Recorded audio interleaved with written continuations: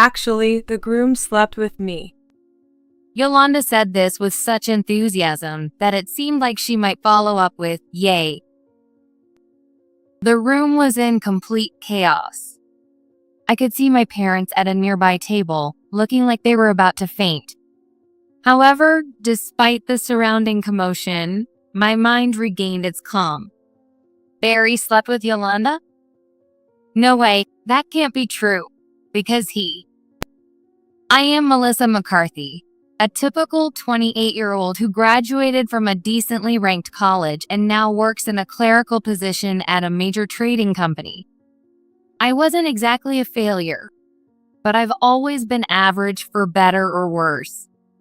My academics were average, my athletic abilities were average, and my social life was average. I had no significant problems, but nothing particularly praiseworthy or outstanding either. This didn't change as I grew up. Despite my efforts, my work performance is average, and so are my housekeeping skills. Thinking back, my upbringing was pretty average too. A typical middle-class upbringing with parents working regular jobs. I went to college on a scholarship, so until recently, I have been paying back a fixed amount every month. I'm not unhappy about that, and I'm really grateful to my parents for raising me. However, my entire life has been completely ordinary. On the other hand, my best friend Yolanda Foster has lived a life completely opposite to mine. Yolanda is a colleague from my company. We became friends because we were the only two women assigned to the same department after joining the company. We had a transition from just being close to becoming true friends thanks to Yolanda's personality. Unlike me, she is cheerful and sociable, never shy around people. She graduated from a prestigious university and was even a runner-up in a beauty contest. Despite her family's wealth and owning a company, she isn't stuck up at all. Sure, she's confident and dates handsome guys from top companies, but she's capable at her job and always attracting attention because of her charm. She's also considerate and proactive. She's different from me. Maybe I'm just envious of Yolanda. Even though I consider her my best friend, thinking about our differences always makes me feel uneasy. With a sigh, I press the enter key harder than necessary. After 5 years at the company, even if I'm not very efficient, I'm used to the work. So, even while lost in thought, my fingers keep typing on the keyboard. Then, I feel a light tap on the back of my head. Hey, Melissa, what's with the sigh? Frustrated? It didn't hurt at all, but I turn around in my chair, rubbing the back of my head. Yolanda is standing there with a rolled-up document in her hand. Yolanda. Seriously, you haven't made any progress with your work? You're so inefficient. Lunch is in 30 minutes. Yolanda peeks at my desk and comments with a look of exasperation. I'm used to hearing this, but today it stings a bit. Wow, it's that late already? I need to hurry. I check the clock in a panic and get back to work. I have to finish this by 3 p.m. Hey, where are we going for lunch? Oh, sorry. I don't have time for lunch today. What? You're behind on your work. Come on, let's go. The Italian place on Oak Street. Wait, but I really don't have time. Before I can finish, Yolanda is already gone, walking briskly out of the office, probably heading to the restroom. Her neatly curled chestnut hair sways behind her slim back. Several male employees stop working to watch her leave. She's so pushy. That's her spoiled side showing. I think to myself, feeling it's no wonder I complain. Yolanda's bad habit is not listening to others. But I know she means well. Maybe she's trying to cheer me up and take me out for a change of pace since I'm clearly struggling with my work. I pulled myself together and focused on my work for the next 30 minutes until lunch break. Yolanda's favorite Italian restaurant is a 5-minute walk from the office. It's a stylish place with delicious food, quite different from the typical lunch spots for office ladies, fitting for someone like Yolanda. A $30 lunch? I would never come here alone. I really want a boyfriend. We're 28 already, right? It's about time to get married and leave the company. Oh, Melissa, you have a boyfriend, right? Despite her casual tone, she skillfully handles the knife and fork. I twirl some pasta around my fork, impressed by her upbringing showing through in moments like this. Yeah, I do. I reply, suddenly remembering something. Oh, right. I'm getting married next month. As I continue in the same tone, Yolanda's smooth movements come to a sudden halt. What? Yolanda's surprised voice drowns out the elegant classical music playing in the background. Wait, I didn't know about that. When did this happen? Well, he just proposed last week, and I haven't had the chance to tell you. By the way, what kind of guy is your boyfriend? I don't think I've heard about him before. Her eyes, framed by thick lashes, glare at me resentfully. Even though she says she hasn't heard about him, it's really because she never listened to my stories. Used to this by now, I brush off my irritation with a sigh and start explaining about my boyfriend. He graduated from the top university in the country and currently works at a top-tier company. We've been dating for 2 years since we met at work, and it's been a calm and steady relationship. Being with him makes me feel secure, and most importantly, I can be myself around him. However, as I approached 30, I started to worry about whether we would just continue dating or eventually get married. At that moment, as if he could read my mind, he proposed. So, Yolanda, I was wondering if you could give a speech at the wedding. Would you? I confide in Yolanda something I've been thinking about since the proposal. Her response is a bit reluctant, but she agrees. Given her pride, she might not be thrilled that her best friend is getting married before her. But as I naively thought that, I didn't notice the strained look on Yolanda's face. On the wedding day, Yolanda came to the waiting room before the ceremony started. Congratulations, Melissa. She walked in with a smile, looking so beautiful that she could outshine the bride. Since my groom, Barry, was there, I thought it was a good opportunity to introduce them. Thank you, Yolanda. This is my husband, Barry. Barry, this is my best friend, Yolanda. Nice to meet you. I'm Barry Klein. Melissa has told me a lot about you. Thank you for coming today. Barry smiled warmly at Yolanda and bowed his head. Nice to meet you. I'm Yolanda Foster. Melissa, when did you catch such a handsome guy?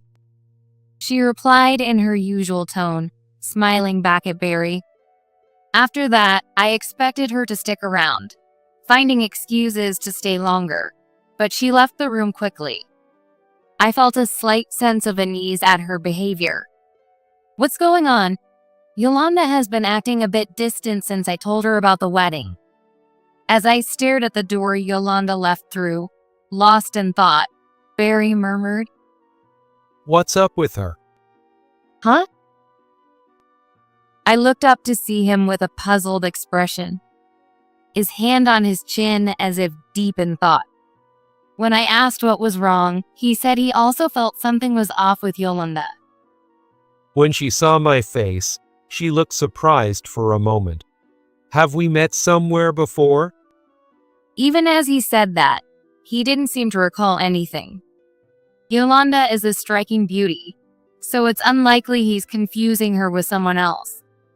Though we both felt something was off, we couldn't find an answer, and the wedding reception began. The large venue was filled with round tables, and everyone, familiar and unfamiliar, wore smiles. As I surveyed the room from the head table, the reality of getting married slowly sank in. I had always thought I'd never get married. An ordinary life, an ordinary day-to-day existence. I didn't know if not getting married was normal or not, but I had always imagined I'd live alone. Until I met Barry. The reception proceeded smoothly, and it was time for the friend's speech. I unconsciously looked at Yolanda. She stood up gracefully and walked towards us, her heels clicking on the floor. Wow, she's gorgeous, and is she a celebrity? Were among the whispers I heard.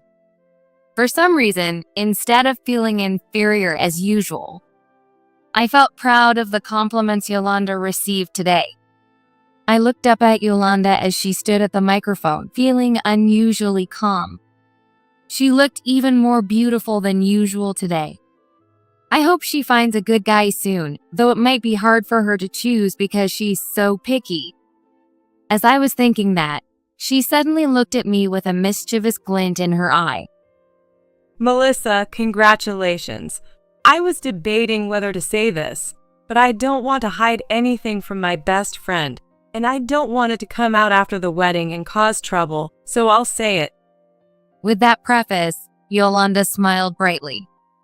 Huh. The room started to buzz. My calm heart was suddenly thrown into turmoil. What is she going to say? When I turned to look at Barry, he looked just as confused.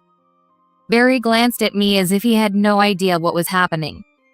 In hindsight, I should have stopped Yolanda then. Actually, the groom slept with me.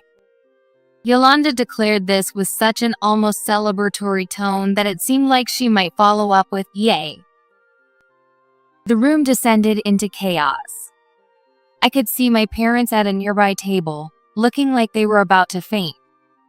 However, despite the surrounding chaos, my mind regained its calm. Barry slept with Yolanda? No way, that can't be true, because he... Yolanda, what are you talking about? Sorry, I can't keep secrets. It's exactly what I said. We slept together. That's impossible. Huh? Yolanda's beautiful face twisted into a mocking smile. It was no longer beautiful at all. Because my husband. I'm gay. Barry's voice overlapped with mine. What? The microphone picked up Yolanda's dumbfounded voice. The room was in an uproar, and it was hard to tell who was saying what. Yolanda stood there, stunned. The speech was no longer the focus. At that moment, the door swung open with a bang, and a man burst in. Barry, sorry I'm late. The man at the entrance looked exactly like the groom. Yolanda looked back and forth between the man and Barry, speechless. Glad I made it, but what's with the mood here? The man walked towards us, puzzled by the atmosphere. As he approached, he noticed Yolanda and called out. Hey, long time no see. What are you doing here? He raised his hand and greeted Yolanda casually. Wait a minute. What? 2 berries? What's going on? Yolanda, who had been so assertive moments ago, now sat down weakly. Finally understanding the situation, I got up and walked over to Yolanda. Actually, Fred and my husband Barry are identical twins. At first glance, they look like the same person. But if you look closely, you can see their different personalities in their eyes. Barry, the older brother, has gentle eyes, while his younger brother, Fred, has a mischievous look. But unless you're close to them, it's hard to tell them apart. Unlike his brother, Fred graduated from high school and has been working part-time since. He's sociable and good at interviews, but he keeps quitting jobs and looking for new ones. Fred also has a complicated relationship with women. He often pretends to be his brother and dates multiple women, causing trouble for Barry. However, because Fred is likable and Barry is forgiving, they have a good relationship. Yolanda. I gently placed my hand on Yolanda's shoulder as she sat on the floor, dejected. Yolanda had made an outrageous confession at my wedding. In the end, it was a misunderstanding and she ended up ruining herself. But she tried to trample on my happiness. However, I didn't know what to feel towards her. After all, this was the first time I had seen her so crushed. I realized now that I had always admired Yolanda, who was full of confidence despite everything. I'm sorry for the disturbance. That was a prank planned by her and me. I'm not good at such things, and I apologize for the awkward atmosphere. Barry tried to smooth things over. The room, which had been buzzing, gradually calmed down, and I could hear people murmuring. So it was a prank. Regardless of how well the follow-up was, he was trying to look out for Yolanda, who had embarrassed herself in front of everyone. But it is true that I am gay. And it is also true that I love Melissa. From there, Barry spoke confidently. Yes, Barry is gay. When we got to know each other and started to grow closer, he told me himself. I was surprised and shocked, but he told me he still wanted to be with me. Despite having only been attracted to men, Barry grew to love me as a person, beyond gender. It's a little different from romantic love, but he respects me deeply as a soulmate and as a person. His feelings settled into my heart. It was certainly shocking to have my previous notions overturned. But love is not only about romance. I felt a growing desire to respond to his feelings. I decided to love everything about him, his career, his good looks, his pure-hearted nature, and the fact that he sincerely faced his identity as a gay man while loving me. When Barry finished his speech, the room was filled with warm applause. Looking at my parents, I saw my father clapping hard with tears in his eyes and my mother pressing a tissue to her eyes. Dad, Mom, I'm going to be happy with him. The ceremony smoothly moved on to the entertainment portion. As I was about to ask Yolanda to return to her seat, she shook off my hand and whispered weakly, What is this? This is stupid. I'm leaving. Yolanda. She staggered to her feet and walked unsteadily toward the exit. I couldn't bring myself to follow her. On her way out, Yolanda passed by Fred, who had been sitting during Barry's speech. He called out to her, Oh, you're leaving already. Oh, what's your name again? I forgot, but let's hang out again. I don't need a girlfriend right now, just friends. That was the final blow for Yolanda. Oh man, wah. She cried out like a child and dashed out of the venue. Yolanda. I called after her, but she didn't look back. Somehow, the ceremony ended successfully, and Barry and I went on our honeymoon. After a long break, when I returned to work, Yolanda was gone.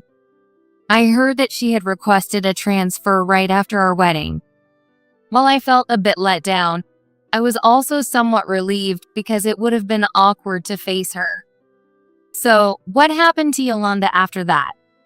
It seemed she was so shocked by being deceived by Fred that her flashy lifestyle completely changed.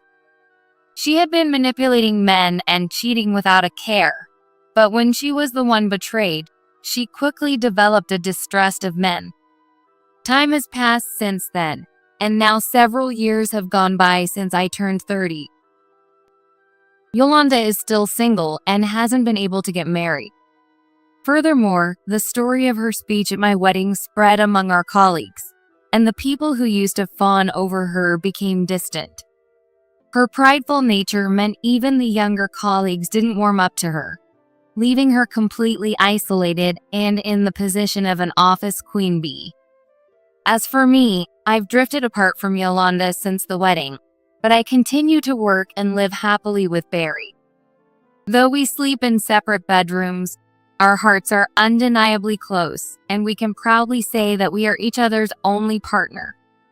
Marrying Barry made me realize what true love is for the first time.